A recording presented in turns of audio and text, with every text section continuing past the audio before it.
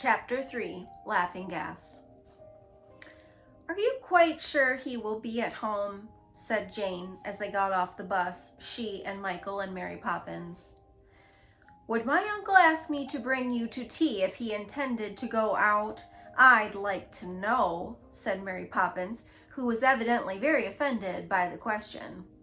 She was wearing her blue coat with the silver buttons and the blue hat to match, and on the days when she wore these, it was the easiest thing in the world to offend her. All three of them were on their way to pay a visit to Mary Poppins' uncle, Mr. Wig, and Jane and Michael had looked forward to the trip for so long that they were more than half afraid that Mr. Wig might not be in after all. "Why is he called Mr. Wig? Does he wear one?" asked Michael, hurryingly along beside Mary Poppins. "He is called Mr. Wig because Mr. Wig is his name, and he doesn't wear one. He is bald," said Mary Poppins. "And if I have any more questions, we will just go back home," and she sniffed her usual sniff of displeasure. Jane and Michael looked at each other and frowned, and the frown meant, "Don't let's ask her anything else or we'll never get there." Mary Poppins put her hat straight at the corner. It had one of those curious windows where there seemed to be three of you instead of one, so that if you look long enough at them, you begin to feel you are not yourself, but a whole crowd of somebody else. Mary Poppins sighed with pleasure.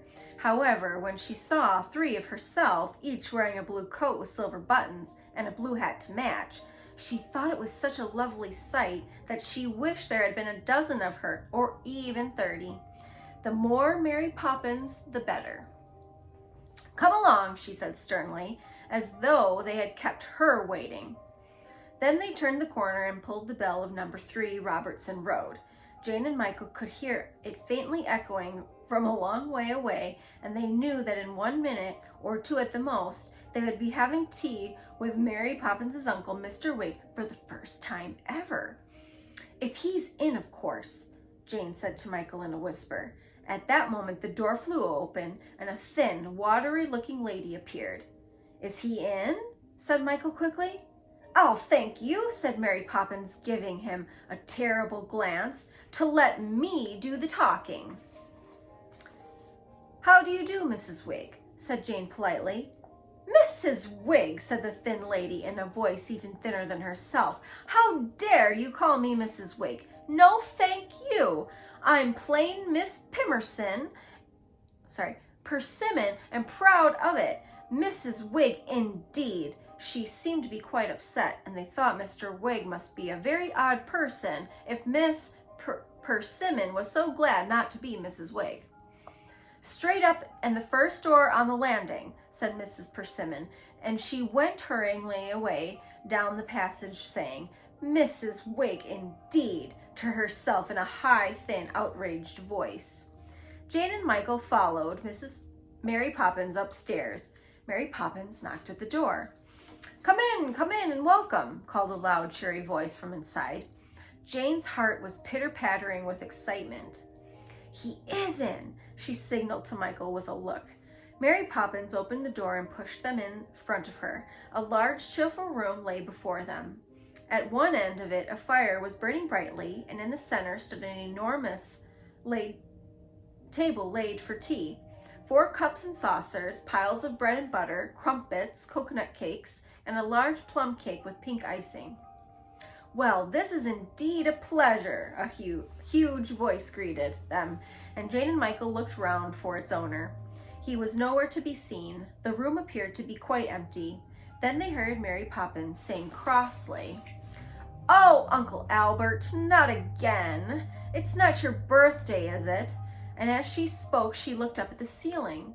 Jane and Michael looked up too, and to their surprise saw a round, fat, bald man who was hanging in the air without holding on to anything. Indeed, he appeared to be sitting in the air, for his legs were crossed, and he had just put down the newspaper, which he had been reading when they came in.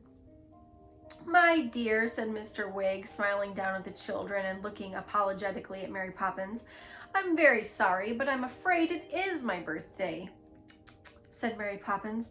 I only remembered last night, and there was no time then to send you a postcard asking you to come another day. Very distressing, isn't it?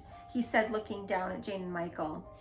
I can see you're rather surprised, said Mr. Wig, and indeed, their mouths were so wide open with astonishment that Mr. Wig, if he had been a little smaller, might almost have fallen into one of them.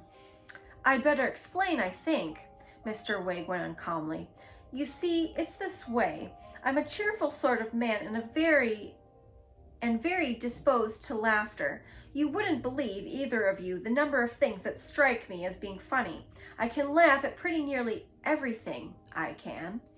And with that, Mr. Wig began to bob up and down, shaking with laughter at the thought of his own cheerfulness. Uncle Albert, said Mary Poppins, and Mr. Wig stopped laughing with a jerk. Oh, beg your pardon, my dear. Where was I? Oh, yes. Well, the funny thing about me is, all right, Mary, I won't laugh if I can help it, that whenever my birthday falls on a Friday, well, it's all up with me. Absolutely U-P, said Mr. Wig. But why? Began Jane. But how? Began Michael. Well, you see, if I laugh on that particular day, I become so filled with laughing gas that I simply can't keep on the ground. Even if I smile, it happens. The first funny thought, and I'm up like a balloon, and until I can think of something serious, I can't get down again. Mr. Wig began to chuckle at that, but he caught sight of Mary Poppins's face and stopped the chuckle and continued. It's awkward, of course, but not unpleasant. Never happens to either of you, I suppose. Jane and Michael shook their heads. No, I thought not. It seems to be my own special habit. Once, after I'd been to the circus the night before, I laughed so much that, would you believe it, I was up here for a whole 12 hours and couldn't get down till the last stroke of midnight. Then, of course, I came down with a flop because it was Saturday and not my birthday anymore. It's rather odd, isn't it? Not to say funny. And now here it is Friday again, and my birthday, and you two and Mary P to visit me. Oh, lordy, lordy, don't make me laugh, I beg of you.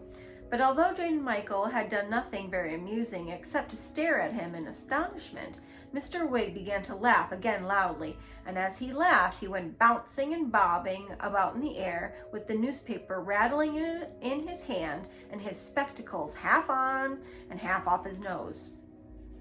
He looked so comic, floundering in the air like a great human bubble, clutching at the ceiling sometimes and sometimes at the gas bracket as he passed it, that Jane and Michael, though they were trying hard to be polite, just couldn't help doing what they did. They laughed. And they laughed. They shut their mouths tight to prevent the laughter escaping, but that didn't do any good. And presently they were rolling over and over on the floor, squealing and shrieking with laughter. Really, said Mary Poppins, really, such behavior. I can't help it, I can't help it, shrieked Michael as he rolled into the fender. It's so terribly funny. Oh, Jane, isn't it funny? Jane did not reply, for a curious thing was happening to her. As she laughed, she felt herself growing lighter and lighter, just as though she were being pumped full of air. It was a curious and delicious feeling, and it made her want to laugh all the more. And then suddenly, with a bouncing bound, she felt herself jumping through the air. Michael, to his astonishment, saw her soaring up through the room. With a little bump, her head touched the ceiling, and then she went bouncing along it till she reached Mr. Wig. Well, said Mr. Wig, looking very surprised indeed. Don't tell me it's your birthday, too. Jane shook her head. It's not. Then this laughing gas must be catching. Hi, whoa there, look out for the masterpiece. This was to Michael, who had suddenly risen from the floor and was swooping through the air, roaring with laughter, and just grazing the china ornaments on the mantelpiece as he passed. He landed with a bounce right on Mr. Wig's knee. How do you do, said Mr. Wig, heartily shaking Michael by the hand. "I call this really friendly of you. Bless my soul, I do. To come up to me since I couldn't come down to you, eh?" And then he and Michael looked at each other and flung back their heads and simply howled with laughter. "I say," said Mr. Wig to Jane as he wiped his eyes, "you'll be thinking I have the worst manners in the world. You're standing and you ought to be sitting, a nice young lady like you. I'm afraid I can't offer you a chair up here, but I think you'll find the air quite comfortable to sit on. I do." Jane tried it and found she could sit down quite comfortably on the air. She took off her hat and laid it down beside her, and it hung there in space without any support at all. "That's right," said Mr. Wig. Then he turned and looked down at Mary Poppins. "Well, Mary, we're fixed, and now I can inquire about you, my dear. I must say I am very glad to welcome you and my two young friends here today. Why, Mary, you're frowning. I'm afraid you don't approve of all of this." He waved his hand at Jane and Michael and said hurriedly, "I apologize, Mary, my dear, but you know how it is with me. Still, I must say I never thought my two young friends here would catch it. I really didn't, Mary. I suppose I should have asked them for another day, or tried to think of something sad, or something." "Well, I must say," said Mary Poppins primly, "that I have never in my life seen such a sight, and at your age, Uncle." Mary Poppins, do come up," interrupted Michael. "Think of something funny, and you'll find it's quite easy." "Ah, now do, Mary," said Mr. Wig persuasively. "We're lonely up here without you," said Jane, and held her arms out towards Mary Poppins. "Do think of something funny." "Ah, she doesn't need to," said Mr. Wig, sighing. "She can come up if she wants to, even without laughing, and she knows it." And he looked mysteriously and secretly at Mary Poppins, and she stood down there on the hearth rug.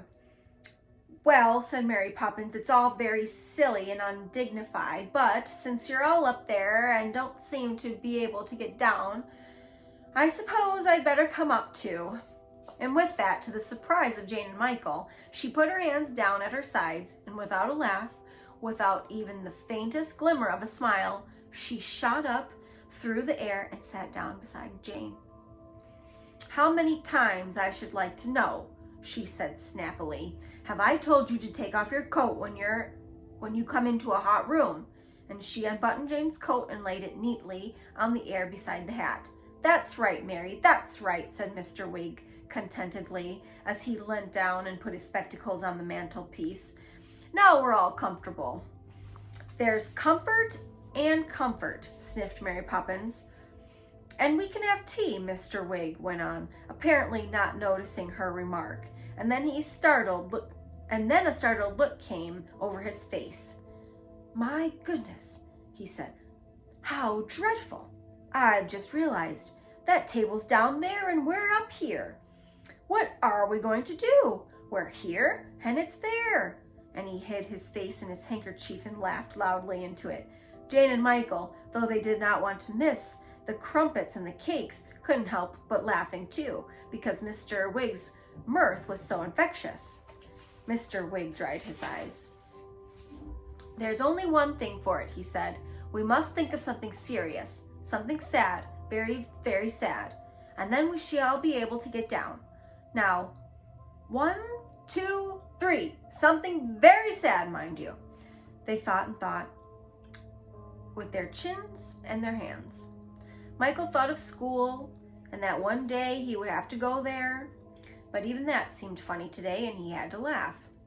Jane thought, "I shall be grown up in another 14 years. And that didn't sound sad at all, but quite nice and rather funny. She couldn't help but smiling at the thought of herself grown up with long skirts and a handbag. "There was my poor Aunt Emily," thought Mr. Wig out loud. "She was run over by an omnibus. Sad, very sad, unbearably sad. Poor Aunt Emily. But they saved her umbrella. That was funny, wasn't it?" And before he knew where he was heaving and trembling and bursting with laughter at the thought of Aunt Emily's umbrella. "It's no good," he said, blowing his nose. "I give it up, and my young friends here seem to be doing no better at sadness than I am. Mary, can't you do something? We want our tea." To this day, Jane and Michael cannot be sure of what happened then. All they know for certain is that as soon as Mr. Wig had appealed to Mary Poppins, the table below began to wriggle on its legs. Presently it was swaying dangerously, and then with a rattle of china and with cakes lurching off their plates onto the cloth, the table came soaring through the room, gave one graceful turn, and landed beside them so that Mr. Wig was at its head. "Good girl," said Mr. Wig, smiling proudly upon her. "I knew you'd fix something. Now, will you take the foot of the table and pour out, Mary?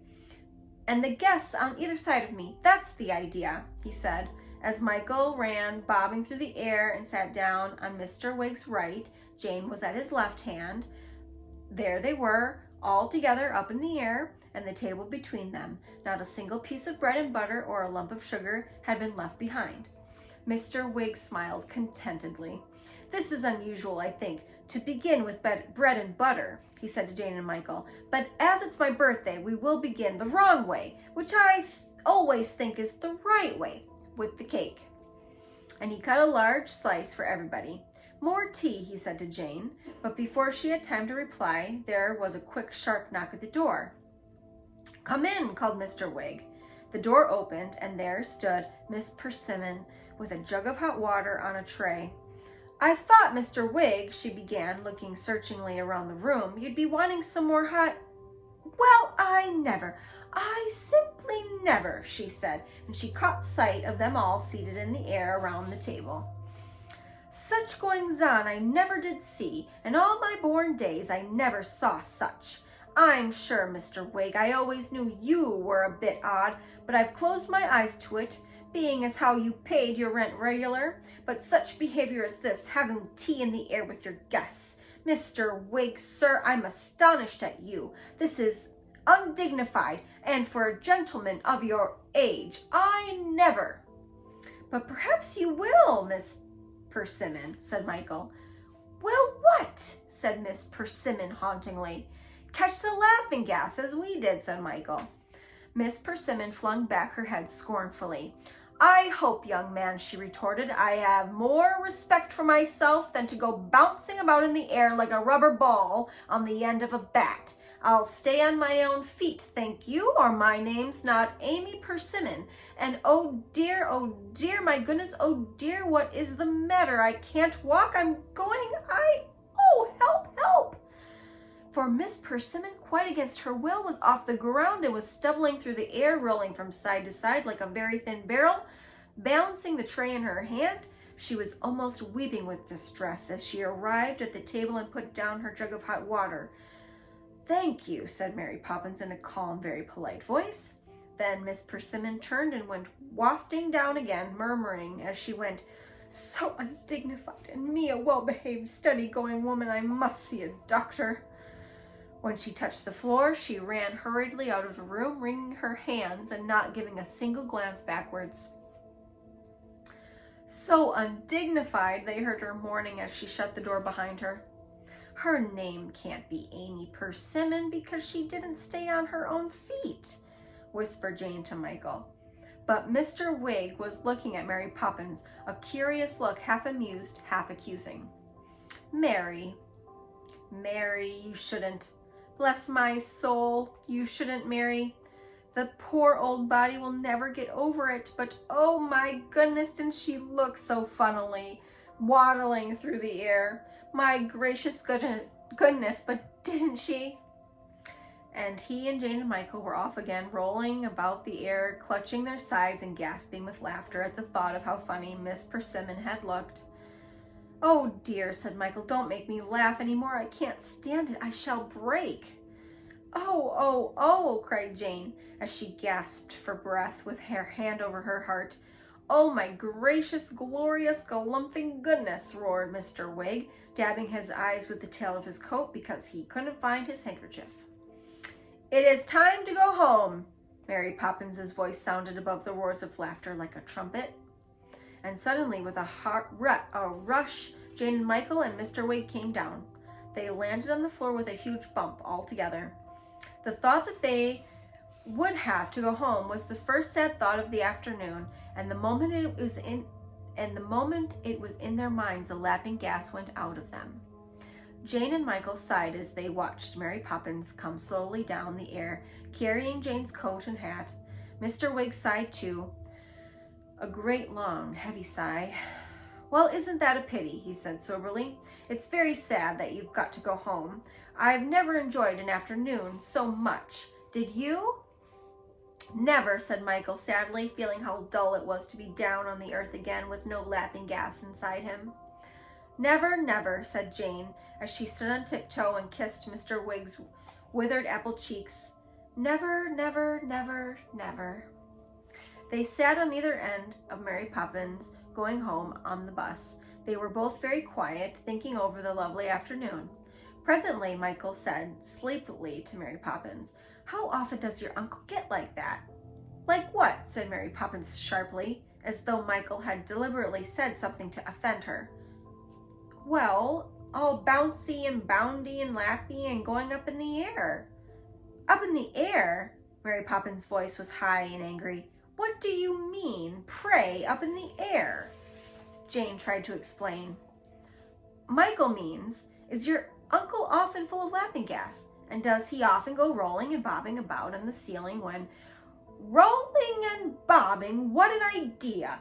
Rolling and bobbing on the ceiling? You'll be telling me next he's a balloon." Mary Poppins gave an offended sniff. "But he did," said Michael. "We saw him."